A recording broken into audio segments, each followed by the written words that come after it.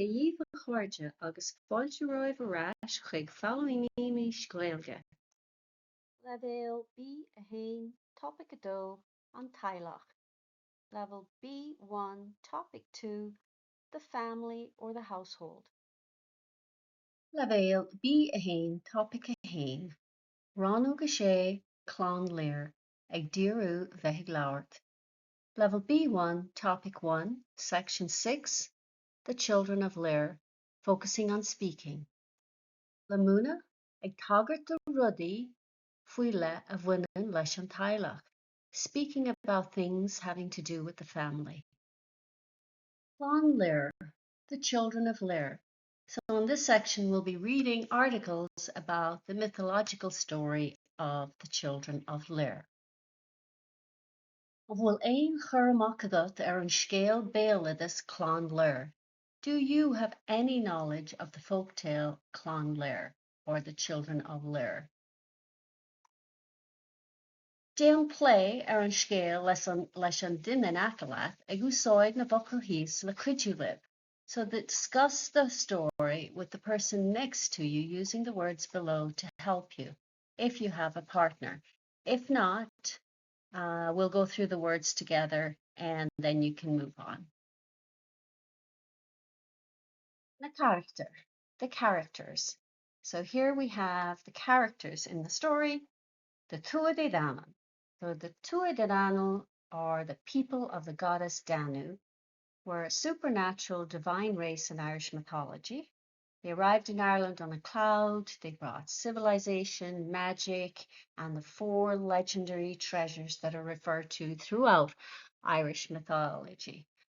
They ruled Ireland before they were defeated by the Milesians, and then they retreated into the She, or the underground mounds. Nowadays, these are known as the fairy forts or the fairy hills.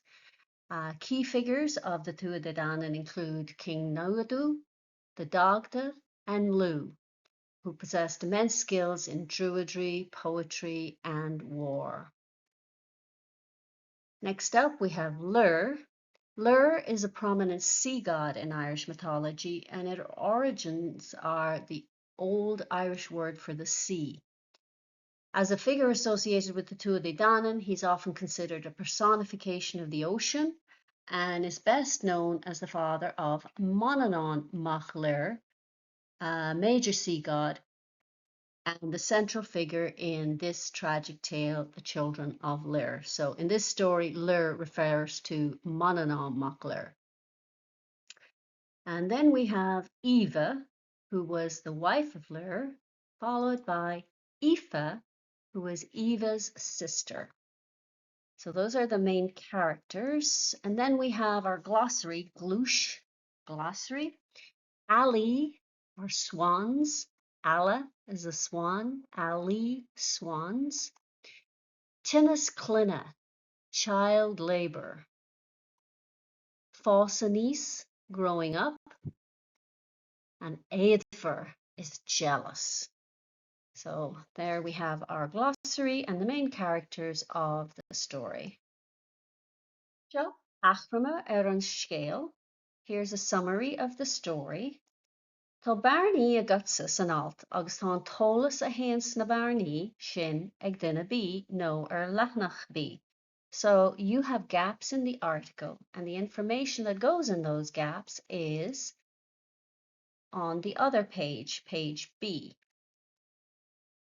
So if you have a partner, léigi an talt le chéile, read the article together. Léigh duine A an chéad alt agus duine B an dara halt leis na bearnaí a líana. So person A will read the first paragraph and person B will read the second paragraph so that you can both fill in the gaps that you have. So if you have a partner, you can do it this way. Pause the video while you're doing it. If you don't have a partner, you can listen to me reading through both paragraphs and you can fill in the missing words on both paragraph A and paragraph B. Cuir an fiseán ar ceall nuair atá sé a dhéanamh a gcuimh. So if you have a partner, pause the video while you are doing this. agus ríis mana bhfuil páirtí agat, éist lamsa agus an scéal á léamh agam agus líon na barnaí isteach ar an dá leathnach. Again, if you don't have a partner, listen to me as I read the story and fill in the gaps on both pages.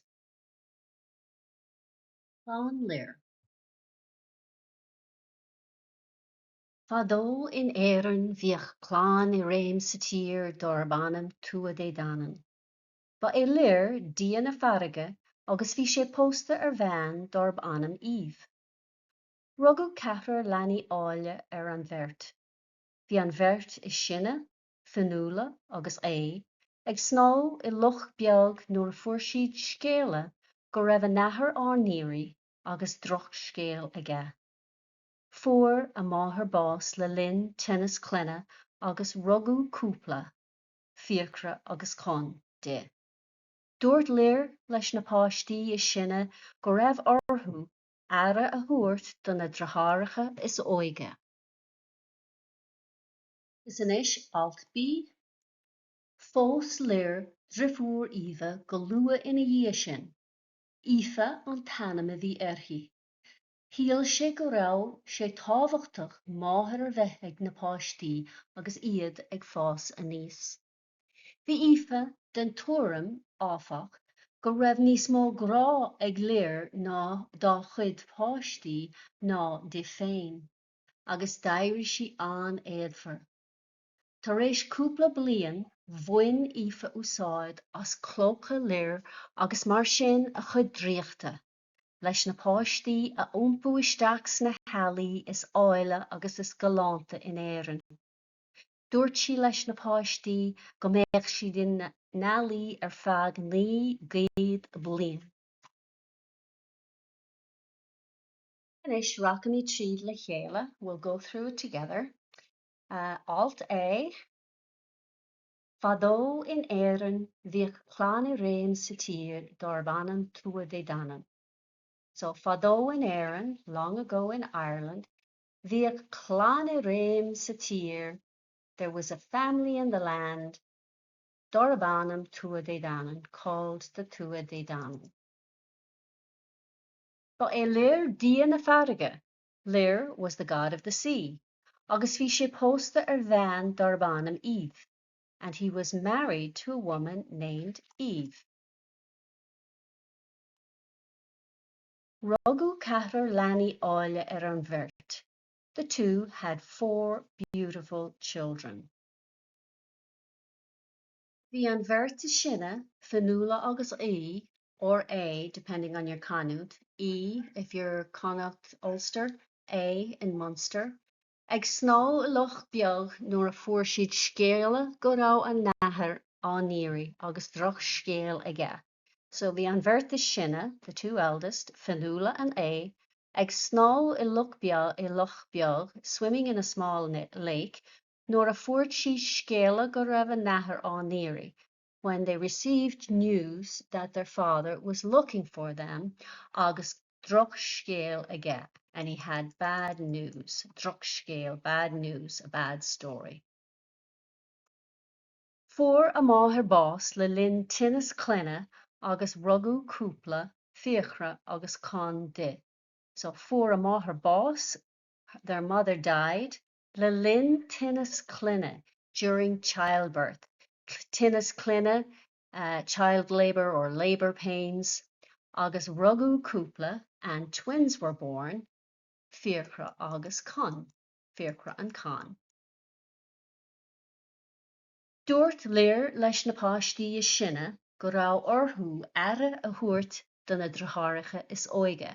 So dúirt Lir leis na páistí is sinne, Lir told the older children, go raibh orthú that they had to. Ara a thuairt do na dratháiricha is óige. They had to take care of their younger brothers. Agus alt B. Fós Lir drifúr Eva go lua ina dhé sin, Ife an tanam a bhí orthu. So Lir married Eva's sister soon after. Her name was Ife. Shiel sé go raibh sé tábhachtach máthair a bheith ag na páistí agus iad ag fás a níos. He thought it was important for the children to have a mother as they grew up. Bhí oíche den tuairim áfach go raibh níos mó grá ag Lir dá chud páistí ná de féin, agus d'éirigh si an éadmhar. So bhí oíche den tuairim áfach. However, Aoife, however, believed that Lir loved his children more than he loved her. Go raibh níos mó grá ag Lir. Lir had more love for his children ná de than for her. Agus d'éirigh si an éadmhar, and she became very jealous. Tar éis cúpla bliain, bhain Aoife úsáid as clóca Lir agus mar sin a chud tríochta, leis na páistí a iompú isteach sna healaí is áile agus is galanta in Éireann. So tar éis cúpla bliain, after a few years, bhain Aoife úsáid as clóca Lir. Aoife used Lir's cloak agus mar sin a chud tríochta, and thus his magic, leis na páistí a iompú isteach to turn the children into na healaí is áile agus is galanta in Éireann, so the most beautiful and graceful swans in Ireland.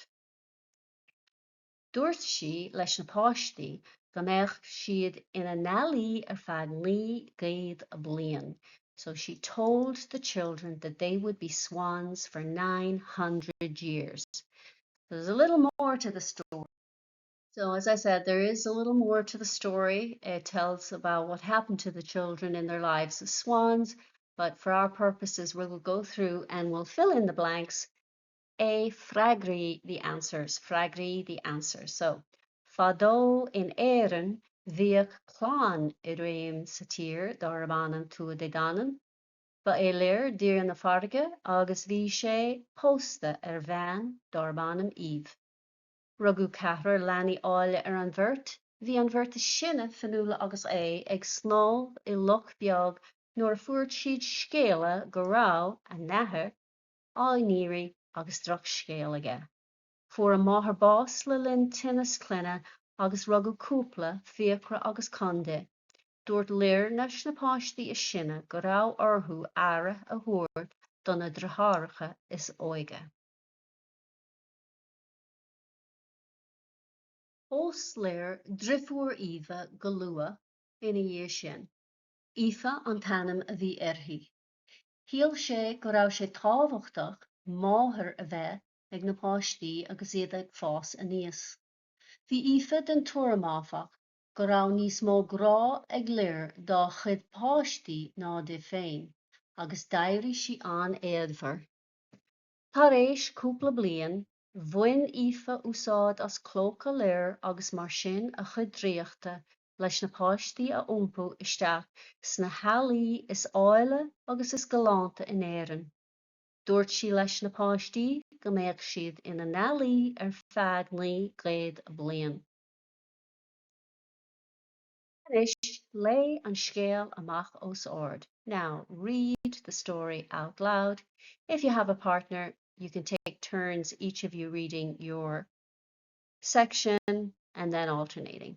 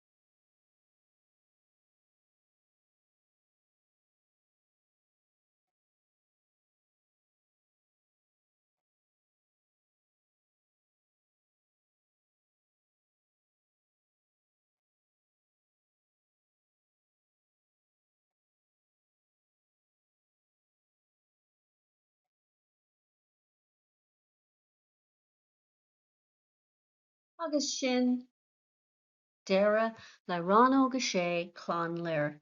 And that's the end of section 6. The Children of Lir ag tagart the rudí fuile a bhaineann leis an Teaghlach, talking about or mentioning things that have to do with the family. You can find the rest of the story of the Children of Lir online, how they spent those 900 years, 300 years in one place, 300 in another, and 300 in another, and then what happened to them at the end of the 900 years. Tá na nótaí agus bilóga oibre le fáil, in éineacht le cóid fuaime agus nasca na cuislir, suíomh gréasáin agus feidhmchláir sa ghluaiste a sholáthraíonn iarslaí éagsúla le haghaidh stadéir agus foghlama. Cosúil le luas chártaí agus strán na gceist, tá sí go léir ar fáil ar mo shaoibh gréasáin. The lecture notes and worksheets to accompany the course, along with the MP3 files and Quizlet links, a website and mobile app that provides various tools for studying and learning, such as flashcards and quizzes, are all available on my website. Original files are available to download at Theastas Eorpach na Gaeilge, or edited versions at simplyjacintha.com. Direct links will be in the description box below. Míle buíochas de Theastas Eorpach na Gaeilge, as cead a thuairt úsáid a bhaint as na háiseanna closamhairc atá le fáil ar a suíomh. Many thanks to the TEG for allowing me to use the audiovisual resources that are available on their website. Dúlagam gur bhain sibh tana bhas. Like and subscribe le the hull.